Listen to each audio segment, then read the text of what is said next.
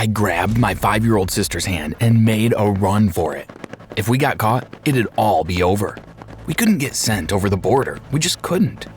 The sound of the dogs barking and the voices and the police officers grew louder with every second. We darted through the crowd until we came to a large drain. I jumped in first, then grabbed my sister and ran. The stench of the drain was nauseating, but we couldn't stop. We ran until everything was quiet in the dark.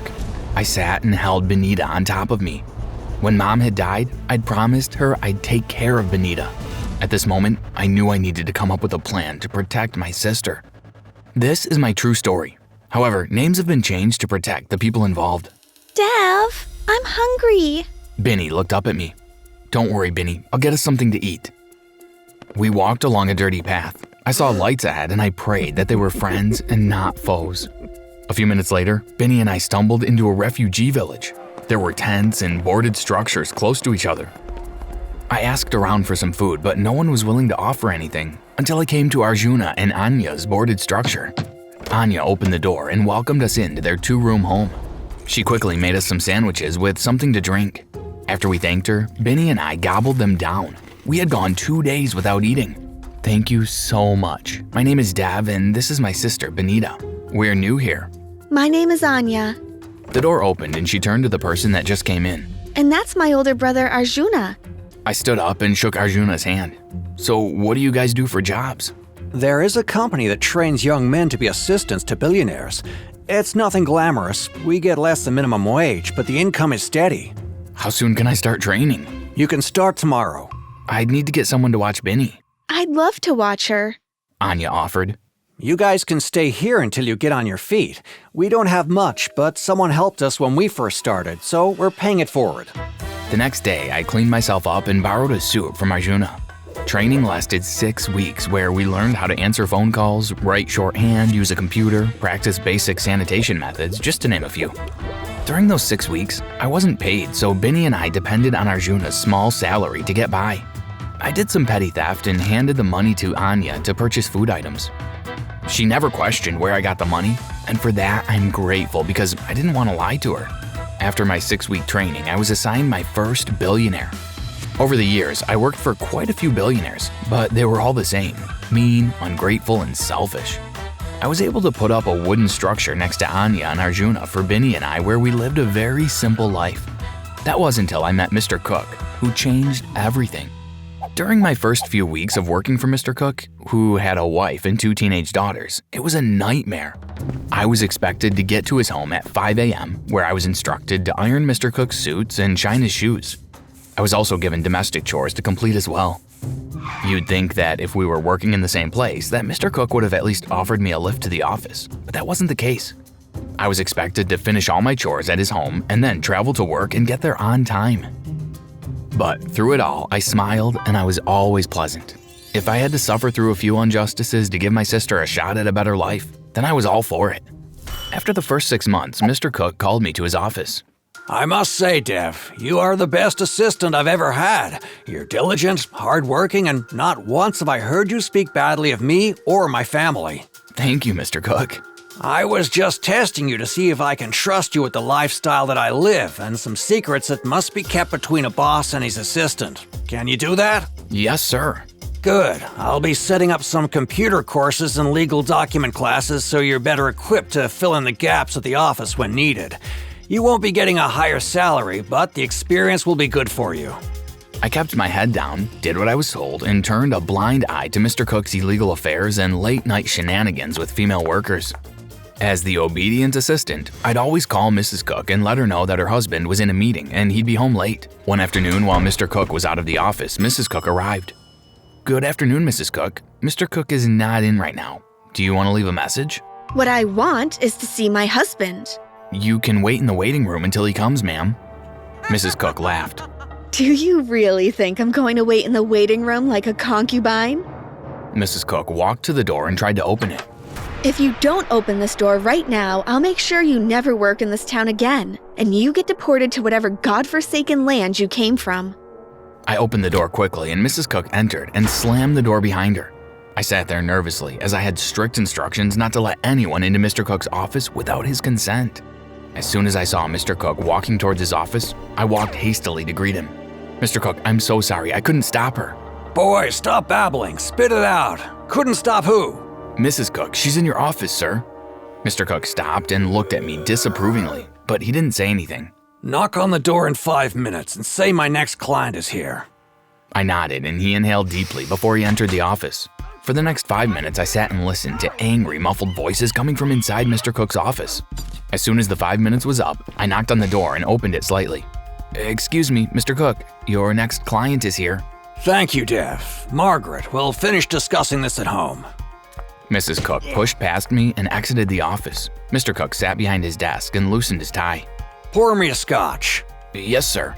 After pouring the drink, I handed it to Mr. Cook, who drank it in one shot. Okay, bring in the Phillip files. We have to get… Mr. Cook's eyes widened as he held his chest. Mr. Cook, are you okay? Mr. Cook couldn't answer as he gasped for words. Somebody help! A few staff members gathered into the office and laid Mr. Cook on the floor and started CPR. But it was too late. Mr. Cook was dead. Staff members waited outside Mr. Cook's office for the police to arrive. I was taken to the police station and questioned. That's when I saw Mrs. Cook as she sat by another table with an officer as she gave her statement. I wasn't released until midnight, and I arrived to collect Benita around 1 a.m. I'm sorry I got here so late. It's okay, Dev. We saw the news. Leave Benita to sleep. She'll be okay. Anya smiled. I looked over at Arjuna. What's going to happen now? I've never had a billionaire die on me before. I ran my hands through my hair frustratedly. I'm sure the company will line up another job for you soon. I sure hope so, for Benita's sake. Over the next few days, I waited for a phone call from the company, but none came. I wondered if Mrs. Cook made good on her promise to ensure that I'd never work in this town again. On the news, it was stated that Mr. Cook had died of a heart attack, so I was no longer a suspect in Mr. Cook's death. Even though this was the case, the company never called to assign me a new job. I returned to the streets and pickpocketed people to ensure I was able to take care of Benita. One afternoon, while out in the streets, I got a phone call from Mr. Cook's lawyer. He wanted me to be at Mr. Cook's reading of the will. Arjuna, do you think I should go? If you're invited, it means he left you something. Either way, it won't hurt to go and see what's up. On the day of the reading of the will, I walked into Mr. Hudson's office waiting area. Mrs. Cook and her 2 daughters were there. A few seconds later, Mr. Finland entered. Thank you all for coming. What is he doing here? Mrs. Cook scoffed. He's here because he was invited. Shall we go to my office and begin? He has no right to be here. What could Stan possibly have left for this low-life assistant? Mrs. Cook raved on and on that I was just the help and I needed to go home and attend to my own affairs. I stood up and turned to Mr. Finland. I think I'd better leave. I don't belong here. Dev, you stay right there. I'll read the necessary parts to Mrs. Cook and her daughters, then I'll come and get you, okay? I nodded and Mr. Finland ushered Mrs. Cook and her daughters into the office. Approximately 30 minutes later, Mrs. Cook rushed into the waiting area and began to accuse me of swindling her husband. I don't know what you're talking about. Mrs. Cook stepped up and slapped me. Security, get her and her daughters out of here now! Yelled a voice from the door of the waiting area. After they were escorted from the building, Mr. Finland apologized to me. He also asked if I'd like to press charges against Mrs. Cook, but I told him I just wanted to get it over and done with, so he ushered me into his office. As I sat in the office and Mr. Finland read the will, tears came to my eyes. Mr. Cook had left me $10 billion. You're not joking, are you? Mr. Finland laughed. Oh no, this is all legit. I guess you really made a mark on him. We also found documents where Mr. Cook was putting things into place so you'd have citizenship, and I'd like to finish the proceedings. I nodded and gave Mr. Hudson all the information he needed so that I could receive the inheritance and the information needed to get citizenship. I have some friends. Can you help them with their citizenship as well? Sure. Mr. Hudson handed me his card. Have them call me tomorrow so I can send all the paperwork in at the same time. Over the next few weeks, Mr. Hudson helped us set up ID cards, bank accounts, birth papers, and citizenships. As soon as I received the inheritance, I gave Arjuna and Anya $1 billion. We purchased homes next to each other in suburban neighborhoods.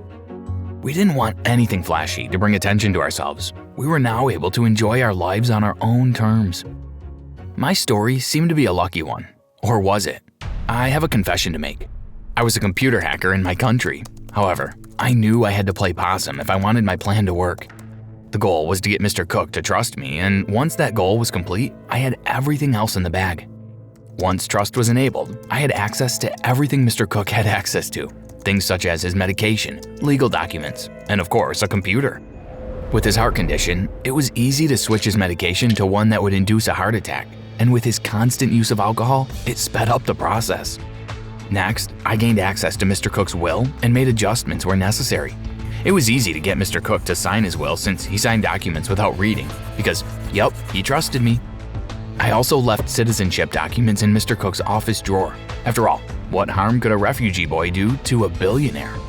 Mr. Cook was just like the others. He had everything going for him, but he chose to be arrogant and selfish. I was able to fulfill my promise to my parents, and now Benita and I have a life that we deserve. You can lose sleep over what happened to Mr. Cook, but I can assure you that I don't. Okay, guys, look out below! Roy, my oldest brother, grinned as he somersaulted off the boulder and into the lake below. I don't know why she's here. Mom's eyes bore into the back of my girlfriend of 3 years, Heidi, who was already in the water. Deal with it, Mom. I proposed, she said yes, so technically she's a part of the family. I ran towards the lake, not realizing that going into that lake would change my life forever. If you want to see how my life changed, keep watching. My story gets a bit crazy. You see, that's the last memory I ever had. This story is based off of everything in this notebook. That day, I swam around under the water and didn't realize how far out I ended up when I surfaced for air. The last thing I heard was the engine of a jet ski before I was knocked unconscious. I woke up a few hours later in a hospital bed. Where am I? I tried to focus my eyes on the objects in the room. Thank God, Gregory, get the doctor! Dad exclaimed. Dr. McPhee walked into the room and greeted everyone. While chatting with me, I noticed a concerned look on his face. What's the matter, Doc? You have a concussion, which is usual for someone who has had a head injury. Dr. McPhee walked out of the room and re-entered a few minutes later with a notebook and a pen. Aaron, take this. I want you to start keeping a journal. Why would he need to keep a journal? Mom asked. Because we aren't sure how extensive his injuries are yet, and we can only know this after a few days of observation. I took Dr. McPhee's advice and jotted down a few notes in the notebook. Around 2 a.m., I flipped through the notebook and felt sick to my stomach as I read its content. I couldn't remember anything. I had amnesia, and my memory didn't retain information for more than a few hours a day. When my family arrived the next day, Dr. McPhee told them of his new findings. I was discharged a few days later. It was weird that I remembered everything up until the accident, but anything after, my brain rejected it. It was almost as if my brain was full and couldn't store any more information. With a lot of writing, I was able to understand my everyday life. It felt as though things were getting back to normal despite my lack of short-term memory. What is she doing here? I hissed at Mom as Heidi and my brothers stood a few feet away mingling at our annual family reunion. Mom smiled. Who? Jasmine? I thought I'd invite her. I haven't seen her in a while and I wanted to catch up. Mom walked away. Jasmine was my ex, the only girl Mom ever liked. During the night, I kept conversation light and didn't get into too many details about anything with anyone. Are you doing okay? Heidi smiled. So far so good, but I could be better. I kissed her. Hey, lover boy, why don't you help your favorite aunt to bring out more drinks? Heidi giggled. Sure, Auntie, I'm right behind you. As I entered the house to get the third case of drinks, Jasmine walked up to me and kissed me. What are you doing? Heidi's voice came from behind me. We were kissing. What did it look like? Jasmine looked at Heidi slyly. Heidi jumped on Jasmine and they began to fight. It wasn't long before some family members started to gather. Finally, Roy and I were able to separate them. Heidi and I left soon after. She told me she overheard Mom and Jasmine planning to break us up. I told Heidi that she was the only woman I wanted and she didn't have to worry. Later that week, a few college buddies came to hang out at my place. We'd just order a few pizzas as we'd discuss a new project they wanted me to lead since I was now unemployed due to my accident. Okay, well, the guys and I were thinking that now is the best time to start our gym, and well, this will help you get back into the employment field as well. Raoul said. By the end of the night, we worked out which building would be best, the type of equipment needed, and the legal ramifications of things. They handed me a suitcase with $250,000 to get things started, since we wanted to purchase the property immediately. And don't worry, we'll call in every day to make sure things stay on track. James patted my back. How about we grab a few drinks and then we'll call it a night? Keston added. I agreed. I left the briefcase in my office and we left. I returned a few hours later and heard talking coming from my office. I pushed open the door. Mom and Heidi both turned in my direction. "What are you guys doing in here?" I came over to drop off a casserole and I heard noises coming from your office. When I came in, I noticed this hooligan taking money from the briefcase. You are such a liar! I came over to spend some time with you, and I heard your mom on the phone. She said she needed the money to pay off the second mortgage. Mom, did you take out a second mortgage? Yes, but Why? after your dad did that eye surgery and was out of a job about 2 years ago, things were tough. But here you are, nothing but a disgusting, lying, two-timing. Aaron, you better put this tramp on a leash. How dare you allow her to speak to your mother in such a manner? Heidi, please stop. This is my mother. There is a better... You know what, Aaron? I'm sick and tired of you taking her side. I watched as she removed the engagement ring from her finger and placed it on the table. Now you and your mom can get married and live happily ever after. Heidi stormed off. I was about to go after her when Mom stopped me. Let her go, Aaron. It's for the best. That night, I wrote about it in my notebook after Mom left, and I squeezed Heidi's engagement ring in my hand. Later, I decided to question Mom about the engagement ring. You see, I'd forgotten everything already, so I guess that's why Mom said, Well, Aaron, Heidi stopped by last night. She told you that she found someone else, and you will never be enough for her. After Mom left, I went to the office and read about what happened between Heidi and I the day before. Why would Mom lie? Why does she hate Heidi so much? I decided to pay Heidi a visit. As I approached her apartment door, I saw another guy coming out of her apartment. He kept his head down as he passed. I knocked on the door. Patrick, did you forget something? Heidi froze when she realized it was me and not Patrick. Hi. She folded her arms. I didn't expect to see you here. We need to talk about yesterday. May I come in? She stepped aside and I entered her apartment. Over the next few hours, Heidi and I had a long talk about our relationship, and she accepted the ring once again. I also promised her that I'd speak with my mother. As I promised, I spoke with Mom and she agreed to give Heidi a chance. I suggested to Heidi that maybe Mom and my younger sister, Roxanne, help her with the wedding. At first, she was reluctant, but eventually she agreed. This seemed to be going well between Mom and Heidi, until one afternoon, Heidi called me angrily. Your mother is a monster. Wait, Heidi, what happened? Your mom and Roxanne went with me to try on my wedding dress. I had to stop off at your apartment to collect my red purse. I decided to buy us some donuts from the cafe on the corner. When I returned, Roxanne was trying on my dress. My wedding dress. My dress is ruined. How could she? Heidi began to cry.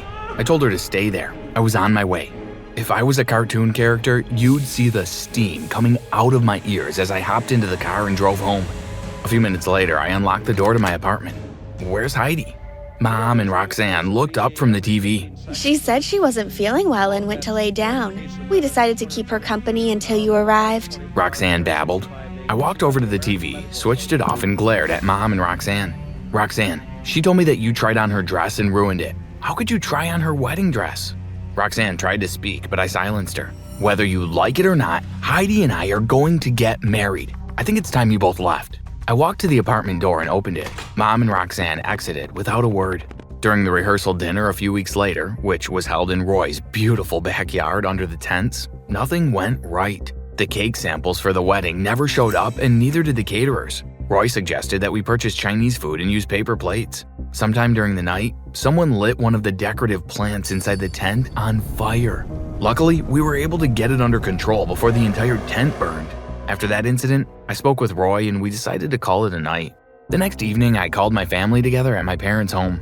I told them I had an announcement to make. Once the family was gathered, I turned on the TV and played the DVD. The longer the video played, the tenser the atmosphere in the room became.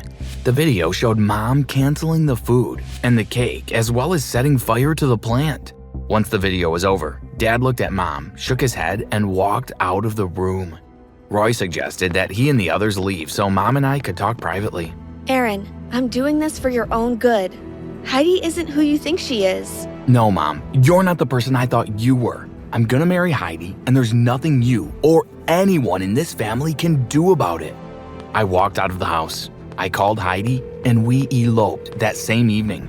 We decided to spend the night at my place, and the next day we'd look for a nice place to honeymoon. But my happily ever after ended before it could begin. By the time I woke up the next morning, Heidi was already gone, and with the remaining money from the briefcase. I checked my accounts, and everything I had was gone. That night, my parents dropped by to apologize, but when they saw me, they knew something was wrong and I told them what happened. I still have a few buddies at the police station. Let me give them a call and see if we can catch Heidi. Dad exited the room to make the call. Mom sat next to me. There was a reason I never liked Heidi. She was an intern at my job a few years ago. Rumor had it that she used men, and as soon as she got what she wanted, she'd leave. But you came to the office one day to drop off some paperwork for me, and she told me if I didn't introduce the both of you, that she'd make my life a living hell. Mom inhaled deeply before she continued. Heidi saw me and Mr. Ford in a very compromising position in his office one evening. She said she had pictures and videos, and she wasn't afraid to use them. What? Mom and I spun around. You and Mr. Ford had an affair? Henry, it's not what you think. Oh no, it's exactly what I think. You sacrificed our son so you wouldn't have to face the consequences of your actions. How much more selfish could you get? Dad turned to me. Aaron, I'm so sorry you have to go through this. I'll call you tomorrow, but for now, I need to get some air. Dad walked out of the apartment, followed by Mom. A few days later, Heidi was caught with Patrick. Most of the money was still in the briefcase, so I was able to finish establishing the business with my friends. I got a divorce, and Mom and Dad are on rocky territory. And honestly, I don't know if their marriage will make it. As for me, I still use my notebooks to keep track of things. I wish things turned out differently. But hey, sometimes you have to use the lessons in life to make better choices in your future. Some say I leave a trail of chaos behind wherever I go, but it's not true. Not for everyone. Fine, maybe some girls trip, spill coffee on themselves, or end up with a bowl of soup on their heads. But if they didn't want that to happen, they wouldn't flirt with my boyfriend. If you want more insane stories like this one, make sure to like this video and subscribe to our channel. We appreciate it. Dating Flynn was difficult. Do you have any idea how hard it is to keep girls away from your boyfriend when he's so handsome and charming and funny and smart? Every girl around him became obsessed within minutes.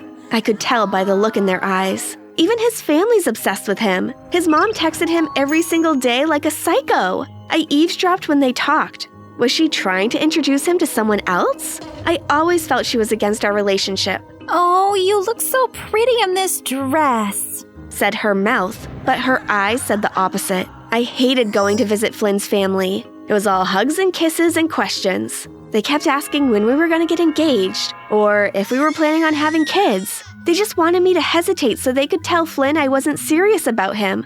I could tell. Everyone was out to get me. That's exactly why I almost dropped the plates I was holding when I eavesdropped on Flynn talking to his mom before our anniversary. Are you sure the house will be ready for Thursday? He asked. In less than a second, I was putting the pieces together. Let's see. Our 2-year anniversary was on Thursday. The house is what he calls his childhood home. Something was missing, I thought. Before Flynn laughed and said, "She's gonna love it." Bingo. She had to be me. He wanted to spend our anniversary at his parents' house. I had to make him change his plans. Stat! First, I picked a really romantic movie about a couple taking a trip to watch that night. Why can't you be romantic like that? I asked him. I knew he was competitive, so that would get him going. Then I started leaving brochures for couples retreats all over our apartment. I found one of the brochures taped to the fridge with a little note that said, "Fine." Haha, I won! No anniversary at his parents' house. We picked a spa in the countryside for our anniversary. It was a few hours away, so we loaded our car with our bags and all sorts of snacks. I decided to drive because it had been my idea to go so far. A while after we left the city behind, the sky turned dark and Flynn started getting nervous. It was raining badly. Flynn kept drumming his fingers on the car door and scratching the back of his neck. I turned towards him and caressed the side of his face to calm him down. He gave me a little smile, but it faded and his face was lit up by headlights ahead. I managed to swerve right before we collided with a huge truck barreling towards us. The car bounced off the highway. Everything around me was spinning until the car crashed into a tree and we stopped. I turned to face Flynn immediately. My heart sank when I saw that he was unconscious, but he seemed fine aside from the ping-pong ball-sized bump on his head. I jumped out of the car and ran over to his side. I managed to pull him out of the car and set him down on the grass. My poor, handsome angel. He was out cold. There was nobody around for miles, but in the darkness, I could see the outline of a building. I managed to throw Flynn's limp body on my back and dragged him towards the building. I realized it was a huge barn. The doors were slightly open, so I pushed them and threw Flynn on a stack of hay. There were sacks of animal feed everywhere. They weighed a ton, but I dragged some around and arranged them into a makeshift mattress. Before I knew it, I was out cold too. I woke the next morning to a rooster's cry. God, for a second I thought the crash had been a nightmare. I remembered Flynn's condition and turned to face him, but I found him sitting a little further away from where I left him, looking at me with curious eyes. I leapt towards him and threw my arms around his neck. "Sweetie, you're okay." I was so worried, I said, touching the spot where the bump was almost gone. Flynn's eyes widened, and he looked really confused. Who are you? He asked softly. I backed up. "What do you mean, honey? I'm your girlfriend." I laughed. He's kidding, right? I thought. Girlfriend? He repeated as if it was the first time he was hearing that word. He looked down at his body, then at mine. He pointed at me and asked, Why do you look like that? "Did he forget who I am? Like, actually? Did he forget what I am?" "Flynn, honey, I'm a woman. I'm your girlfriend," I explained, holding his face in my hands. He said girlfriend again and smiled. What does that mean? He asked. I planted a kiss on his lips and smiled. "It means we can do that," I said. I knew he always loved kissing, so I wasn't surprised to see him grin from ear to ear from that. It was hard to get him off of me, but I had to go look for the car and grab our stuff. I could hardly believe it. My perfect boyfriend forgot who I am and what women are. So many possibilities swirled in my mind. No more competition. All I had to do was keep him in our little love barn. He would never see another woman, and I wouldn't have to worry for the rest of my life. After I grabbed a few bags of clothes and food from our wrecked car, I walked back to the barn whistling a tune. When I opened the barn, I dropped everything from my hands and gasped. "Flynn, who did this to you, honey?" I said as I ran to him. The love of my life was tied to a chair, and his mouth was taped shut. Step away and put your hands where we can see him. I heard someone yelling. I jumped away from Flynn and threw my hands in the air. I turned towards the barn doors and saw an old man holding a trident menacingly. A younger man next to him was swinging around some rope. Want me to tie her up too, Pops? He asked. Nah, replied the old man. Y'all got till the cops show up to get off my property. He grumbled at Flynn and me. The two men walked out of the barn towards a little house I could see in the distance. "Wait!" I yelled, running after them outside. I fell on my knees and begged them to let us stay. I explained that we were in an accident, but they didn't care. They didn't want a couple living in their barn. I had to do something. My perfect life alone with Flynn was crumbling. "We're siblings," I blurted out. "We're siblings. We're running away from our parents. They're psychotic," I cried. I managed to get tears to flow from my eyes, and the old man's expression changed. Well, that's a different story. He murmured. Fine, he said. You can stay in the barn, but as long as you're here, you work to pay for your food and rent. He said. I was so happy I wanted to kiss his muddy boots. I went back to Flynn and untied him. I explained the conversation to him. I don't mind hard work as long as I'm with you. He smiled, turning me into a puddle. We spent the rest of the day working on the farm. There was some old, dusty furniture stored in the barn, so we turned a corner of the barn into a living area. We even made a dining table out of crates. I went to the owner's house to grab the food we worked so hard for when I spotted a threat. Stepping out of a car was a stunning woman. She was built like a model. There were alarms going off in my head, but I had to feel her out before panicking. I approached her and introduced myself. Her smile almost melted my corneas. "I'm Samira. My dad owns this farm," she said. She was all bubbly and pretty and sweet. Ugh, I hated her. I needed to keep Flynn away from her at all costs. He didn't know other women existed, let alone ones this stunning. I took the food back to the barn, shaking with nerves. What was I going to do if Flynn saw Samira? I found Flynn sitting at our makeshift table looking at something. Babe, what's this? He asked. What he was holding in his hands made my knees buckle. It was an engagement ring. He found it in his bag. So that means, before he lost his memory, I choked up when I explained to Flynn what that was. When I was having dinner with Flynn, I forgot all about Samara. It was just the two of us, as it always should be. I spent the next day desperately keeping Flynn and Samara from seeing each other. I smacked the back of Samara's horse when I was helping her out with it, so it galloped away with her on top before Flynn could see her. Then I threw chicken feed all over Flynn as Samira walked by, so all she saw was a cloud of chickens. I went to great lengths, so by the time I shut the doors to the barn that evening, I was exhausted. When I turned around, my exhaustion disappeared. Flynn had covered the barn in candles, set the table, and he was wearing the nicest out of the clothes he brought. I was awestruck. He was nervous all throughout dinner. I did some research, he said. He pulled the ring box out of his pocket. I think this is the right moment. He smiled, opening the box. The ring looked beautiful, glistening in the candlelight. My eyes filled up with tears. Jenny, will you... Flynn began, before he was cut off by a scream in the distance. He was startled and stood up instantly. Someone's in danger! He exclaimed before running out the doors. Seriously? Who's inconsiderate enough to start dying when I'm about to get engaged? I followed Flynn into the darkness. Soon enough, we found the problem, and my heart sank. Lit up by the moonlight was Samira, looking glorious sitting on a horse. The expression on Flynn's face broke my heart. He looked like he was seeing an angel. Help! Yelped Samira. I noticed her horse was surrounded by coyotes. Flynn reacted, grabbing a rake and swinging it at the coyotes, scaring them away. Flynn then extended his hand to help Samara off her horse. Every second their hands stayed touching each other, my temper rose even more. Before I knew it, I was seeing red. I couldn't control myself as I jumped Samara and knocked her to the ground. Next thing I knew, I was being pulled off from her by her father and brother. "You really like that rope, don't you?" I yelled at the owner's son as he tied me up. Soon enough, I was tied up in the back of a cop car. Personally, I think Samira overreacted by pressing charges. Now I'm stuck in county jail. Flynn comes to visit me every now and then, but I have a feeling Samira's making moves on my man. I can see them through the bars in my cell window after his visits. Why does she need to pick him up? Why does she need to linger when they hug? Why do they hug in the first place? I swear, the second I get out of here, I'm coming to get my man. And I'm getting close. My tunnel is almost done. You just wait, Samira. You don't know what I'm capable of.